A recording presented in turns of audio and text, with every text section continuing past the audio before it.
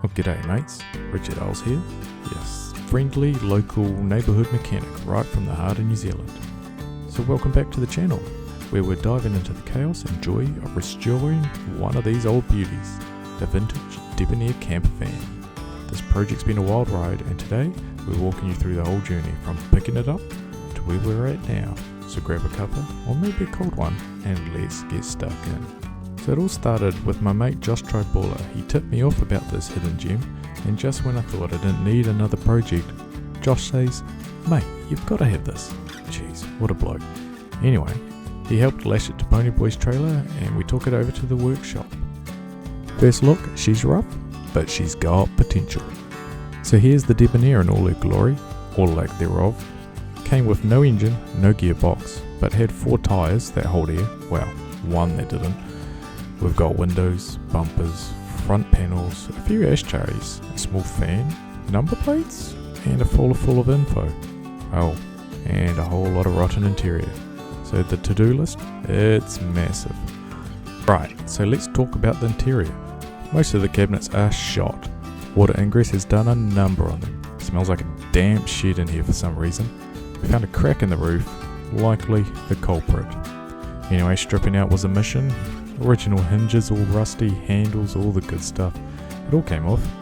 Filling a wheelie bin in the process with all the bits that are useless but oddly sentimental. One bin's full, so we just gotta wait to empty that before finishing the rest. The strip down was no small job. Everything's rotten and proper smelly. But good news, secured 2 new engines and a transmission. They're blended in the workshop, and let me tell you, that's an absolute game changer.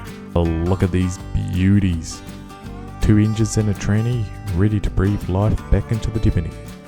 Getting them was the next hurdle. The engine bay's tight, and fitting this Holden 202 was no walk in the park. Had to sort out the radiator first. Turns out it's a bit of a monster, and the engine sits slightly off centre. No room between the inner guards, so we had to cut a bit around to mount the radiator behind the front panel.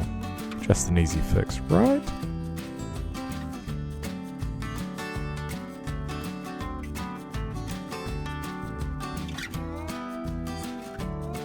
With the engine in place now, it was time for the mounts. Decided to mount it to the suspension cross member instead of the chassis rails. More room that way, at least what I thought. The left hand mount was hitting the chassis, so we cut, repositioned and welded new plates. The right hand mount had to clear the steering shaft. God, there's always something in the way. And then the transmission mount was next, and that took longer than expected. So a big shout out to Ponyboy Paul for helping with the transmission mounts. This thing was a headache. He had to stretch between the chassis rails, drop it at an angle, and fit crushed tubes for the bolts. We added top plates to the chassis for strength, and this took way longer than planned, but she's solid now. With the mechanicals all coming together, we turned to the interior again. Stripping out the old floor, nearly 60 years old, and it wasn't too keen to come out, but we used it for patterns for the new one. The chassis is in great nick, just needs a bit of a buff, some anti-rust and paint, and we're good to go. Wheel arches in the gas bottle holder were a pain to remove. And the new floor's going in now. Rear section, centre, left, right, front done. Cut out holes for the fuel pipe, hoses, shock absorbers, fuel tank sender unit, but we can't quite finish the front floor until we sort out the seats. So that's next to do on the list.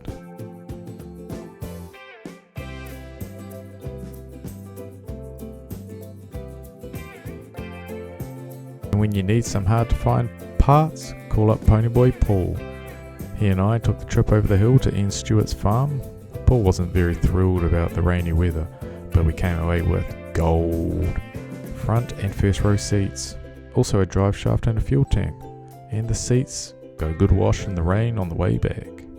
These seats are from the 1960s and they're still in cracking good condition, well, except for the fabric as you can see, but no rusty holes, just rusty hinges.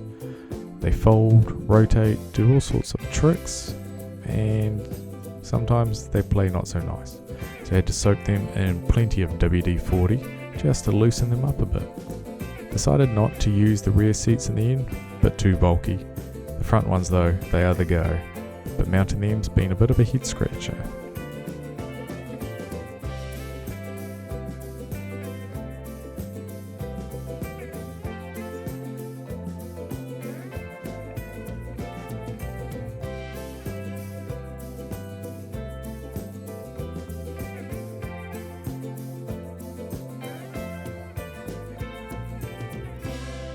So it turns out mounting these non-original seats was a bit of a mission. Had to fabricate frames that let them fold flat and lock upright in 2 positions. Had to delete the battery box to make room and work the framework through the floor support. But they're looking mint now. 1960s styles up front, but functional all round. With that out of the way, here's the new floor plan. Walkway in the middle, sink over here, cooker goes here, fridge goes in that little bit that pokes out right there. On that big space? Oh, that's for the table, obviously. Seats fold down nicely. Pretty impressive for a 60-year-old van, don't you think? Just a little bit of imagination required. We're also sorting out underfloor stuff like new water tanks and modifying the gas storage.